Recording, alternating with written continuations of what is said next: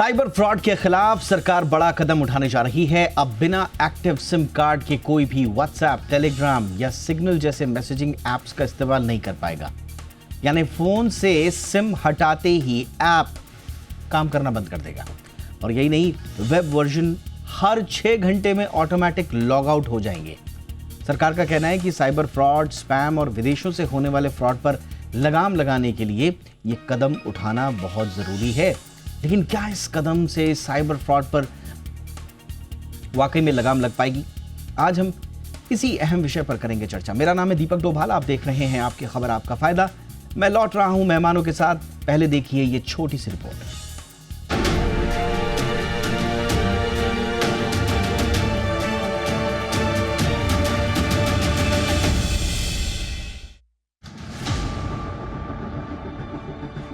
Internet और तकनीक जीवन आसान बना रही है, लेकिन साइबर ठगों ने इसे खौफनाक जगह बना दिया।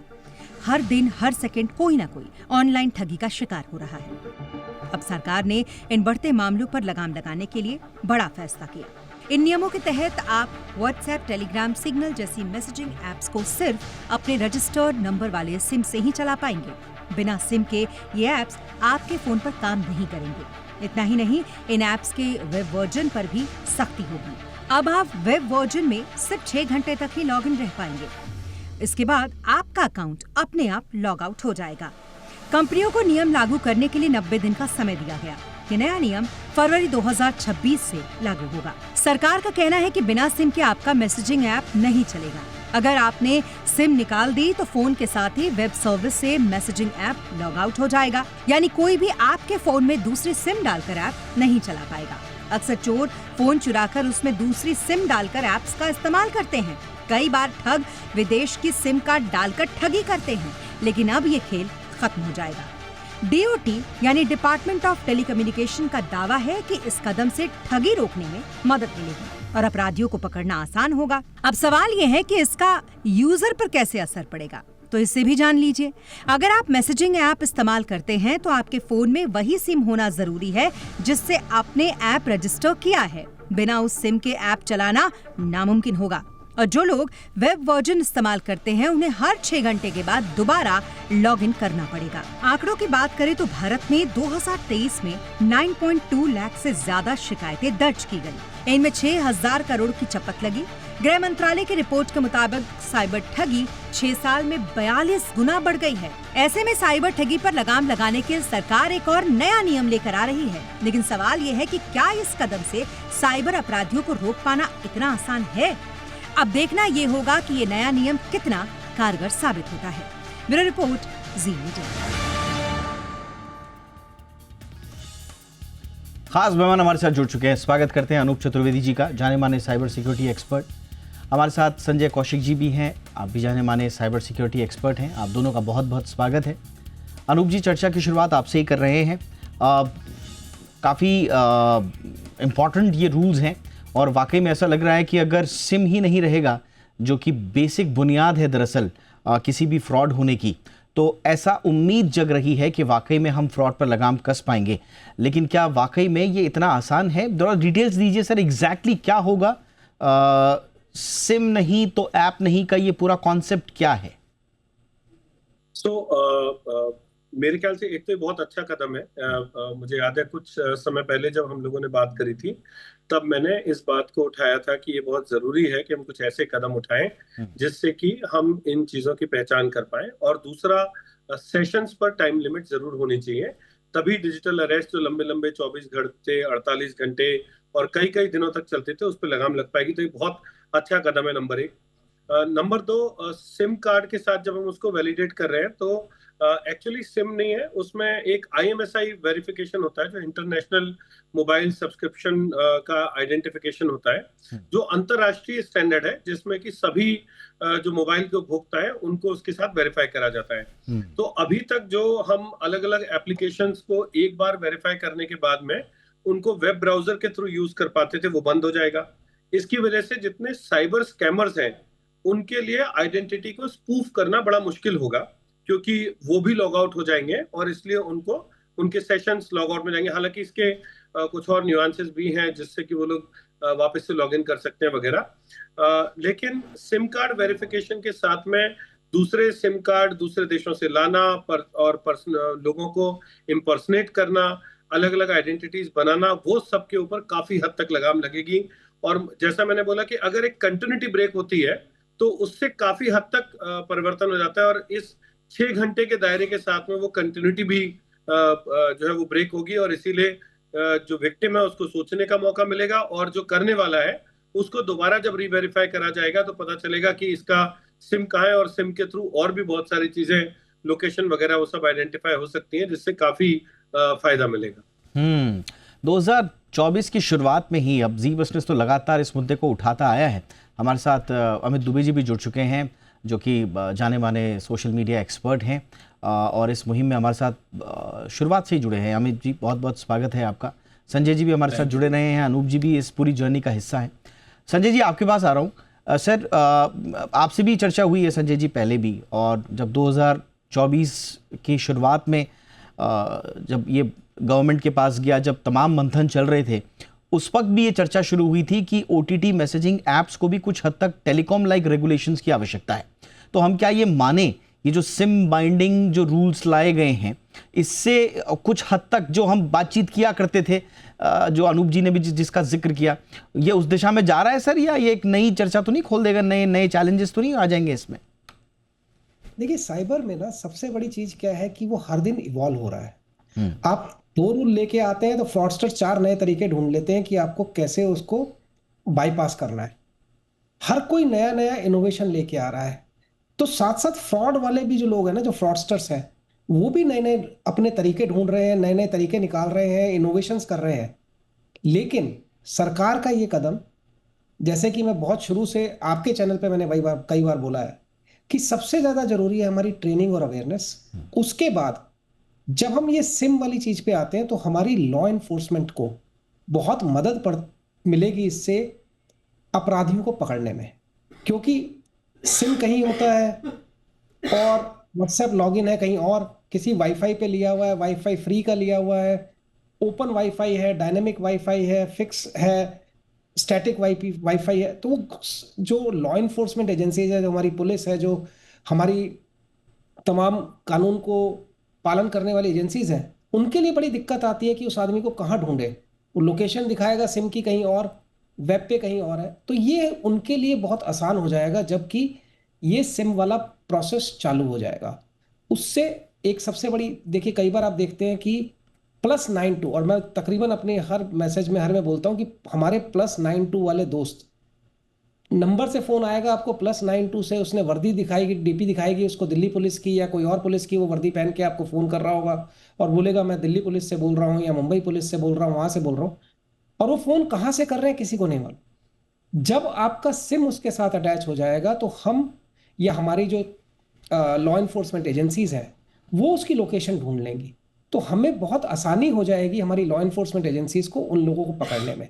कि जितने फ्रॉडस्टर्स हैं वो ऐसे ही, जितने भी लूपहोल्स हैं, चाहे वो म्यूल अकाउंट्स के हैं, चाहे वो आपके KYC के फॉर्ज डॉक्यूमेंट से सिम लेते हैं, वो सब चीज़ें धीरे धीरे खत्म होती जा रही हैं। अब देखिए, अब सरकार ने एक नया तरीका निकाला है कि जब बैंक से फ़ोन आएगा तो आपको उसका एक पीछे वो लगा होगा जिसपे बैंक का वो लिखा होगा, तो आपको पता लग जाएगा ये फ़ोन अब बैंक से आ रहा है। तो आपको OTP तो खैर कोई मांगता ही नहीं है आपसे, और OTP किसी को देना भी नहीं है।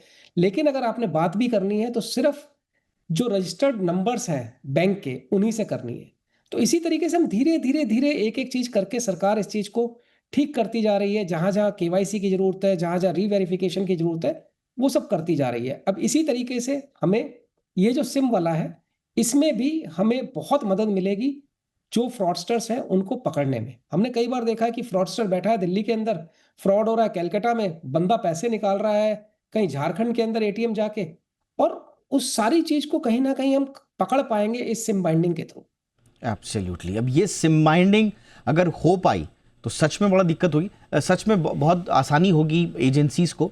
लेकिन जैसा मैंने बताया कि बहुत सारे, देखिए इतना बड़ा हमारे देश में डिजिटल जाल हो चुका है कि अगर आप एक बड़ा रिफॉर्म लेकर के आते हैं, गवर्नमेंट की भी बहुत सारी लिमिटेशंस हैं। अब इस पे भी उन लोगों को बड़ी प्रॉब्लम्स आएंगी जो बहुत ज़्यादा ट्रैवल करते हैं बाहर, उनको कांस्टेंट डिसरप्शन होगा, क्योंकि अगर लोकल बाहर जाएंगे, लोकल सिम वहाँ का लगाएंगे, उनका तमाम ऐप्स बंद हो जाएंगी, फिर कैसे काम करेंगे, एक बड़ा इशू है। जो मल्टीपल डिवाइस वर्कफ्लो वाले लोग हैं, प्रोफेशनल लेवल पे काम करने वाले लोग हैं, उनको भी कई चीज़ें परेशानी होंगी। तो बहुत सारी चीज़ें हैं, इस पे आगे बढ़ना होगा। बट बहरहाल अमित जी, क्या वाकई में ये पूरा का पूरा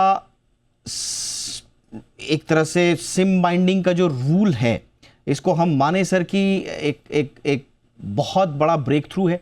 क्योंकि हम कई बार देखते हैं, आपसे चर्चा में भी कई बार आपने भी इसको इंगित किया है कि फ्रॉडस्टर्स बहुत बार, ज़्यादातर बार जो बंद या इनएक्टिव सिम हैं उनसे भी व्हाट्सएप एक्टिवेट करके स्कैम्स करते हैं और फिर किसी के हाथ कुछ लगता नहीं। तो उस दिशा में ये बड़ा ब्रेक थ्रू है सर, या इसमें आपको लग रहे हैं चैलेंजेस हैं? नहीं, बिल्कुल सर, ये होना ही था और ये बहुत बड़ा ब्रेक थ्रू मैं इसलिए मानूंगा क्योंकि WhatsApp main stream communication channel बन चुका है। मतलब ये एक सोशल मीडिया या ऑप्शनल नहीं है, रादर आपका जो नॉर्मल कॉल है अब आप उसको एज एन ऑप्शन यूज करते हो। मेनली जो कॉलिंग हो रही है उसी पे हो रही है। तो हम लोगों से कहीं नहीं, इस पे यदि थ्रेटनिंग कॉल आ रही है तो आप व्हाट्सएप से बाहर आ जाइए, वो तो आप कर नहीं पाएंगे। तो जरूरी है कि जो मुझे कॉल कर रहा है वो कौन है और उसकी रियल आइडेंटिटी मुझे पता हो, ये मेरा हक होना चाहिए। क्योंकि अब मेरे पास उस प्लेटफॉर्म से बाहर आने का ऑप्शन नहीं है, तो इसलिए उस प्लेटफॉर्म को ये जिम्मेवारी तो लेनी पड़ेगी, इसलिए ये सिम बाइंडिंग का ऑप्शन दिया गया है। अभी लोग क्या करते थे सर, वर्चुअल नंबर यूज करते हैं। वर्चुअल नंबर किसी ऑपरेटर का होता नहीं, उस पर ओटीपी आता है, वो देख सकते हैं इंटरनेट पर और उस पर व्हाट्सएप कॉन्फ़िगर कर लेते हैं। अब वर्चुअल नंबर है, फ्री का वाईफाई है, आप उस बंदे तक पहुंच ही नहीं सकते, ना सिम उसका है क्योंकि वो तो वर्चुअल है, वो किसी ऑपरेटर से उसका कोई लेना देना नहीं है, ऊपर से वाईफाई भी उसका नहीं है, फिर उसने वीपीएन भी इस्तेमाल कर लिया।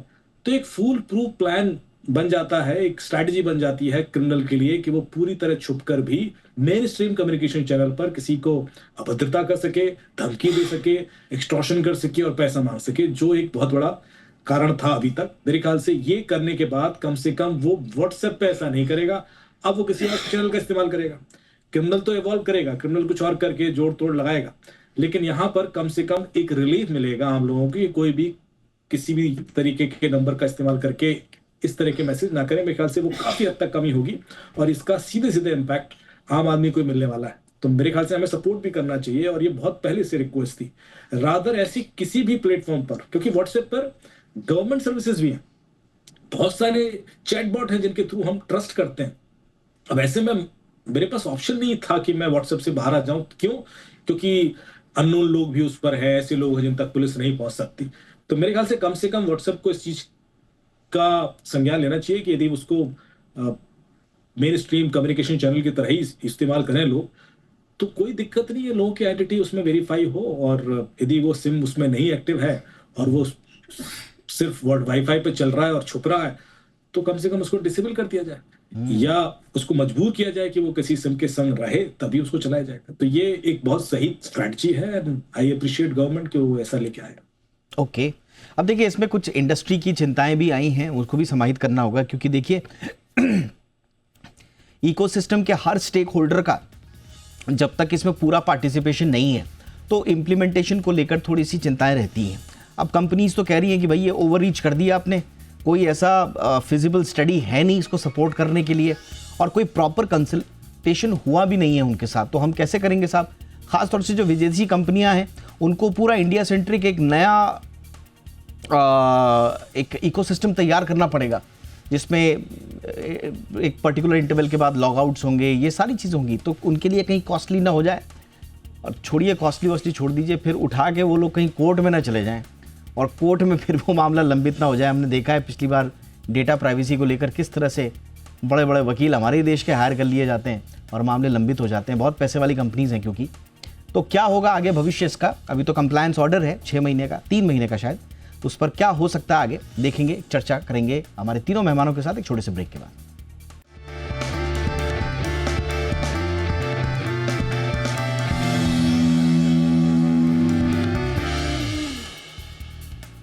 ब्रेक के बाद आपका स्वागत है। अनूप जी, इस पूरी चर्चा में एक बड़ी चीज जो हुई है, जिसकी हम बहुत पहले से वकालत भी करते आए हैं आप ही लोगों के साथ चर्चा में, और जी बिजनेस हमेशा इस मुद्दे को उठाते रहा है कि आप ऐप्स को भी TIUs की दायरे में क्यों नहीं ला रहे हैं? टेलीकॉम आइडेंटिफायर यूजर एंटिटीज के दायरे में आप लाइए, उसके रूप में क्लासिफाई कीजिए। तो ये थोड़ा सा हिम्मत दिखाते हुए डॉट का दायरा भी बढ़ा दिया गया है। आम दर्शकों के लिए बता दें कि पहले जो व्हाट्सएप है या टेलीग्राम है, इनको सोशल ऐप मानती थी सरकार।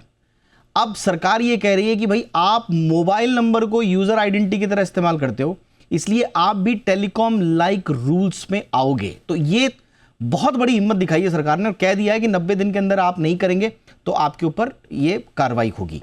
तो ये कितना बड़ा चीज हो गई सर। और ठीक है, इसमें कुछ चैलेंजेस आएंगे, लेकिन ये डॉट का दायरा, ओटीटी मैसेजिंग ऐप तक बढ़ाना, थोड़ी उस परिधि में लाना, अकाउंटेबिलिटी फिक्स करने की दिशा में कितना बड़ा ये कदम है अनूप जी? ये देखिए, ये बहुत बड़ा कदम है और इसकी जरूरत भी थी।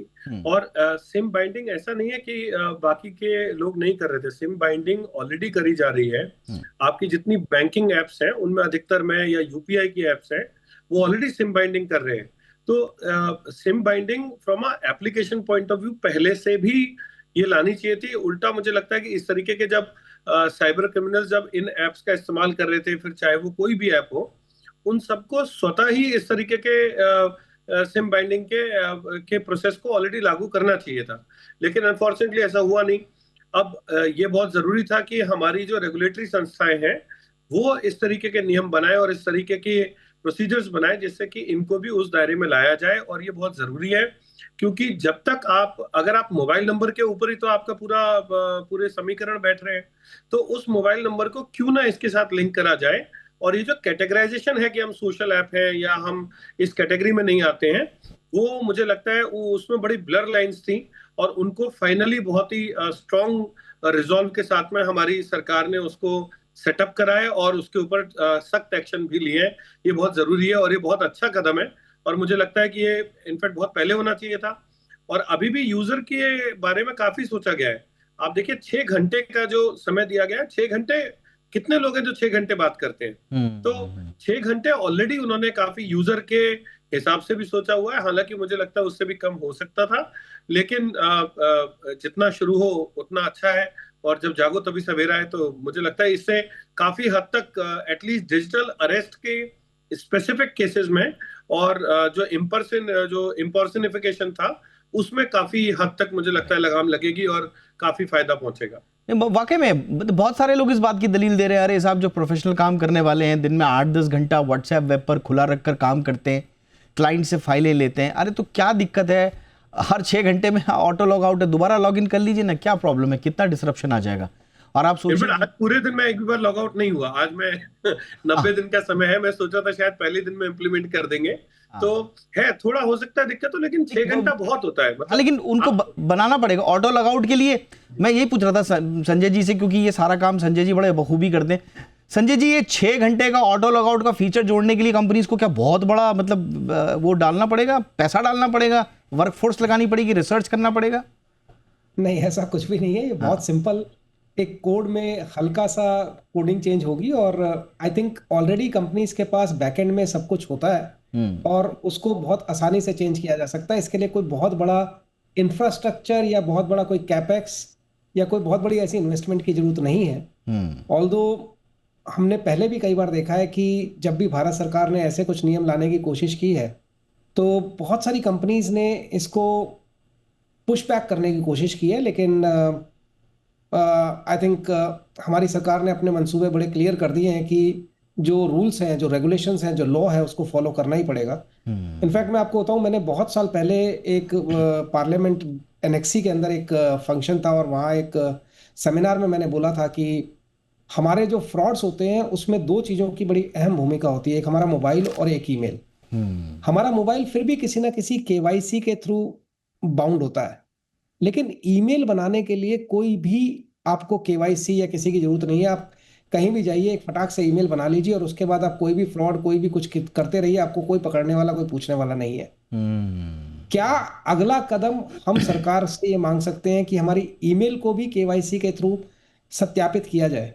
अगर वो होगा तो हमारे बहुत सारे फ्रॉड्स, क्योंकि मोबाइल पे ऑलरेडी है।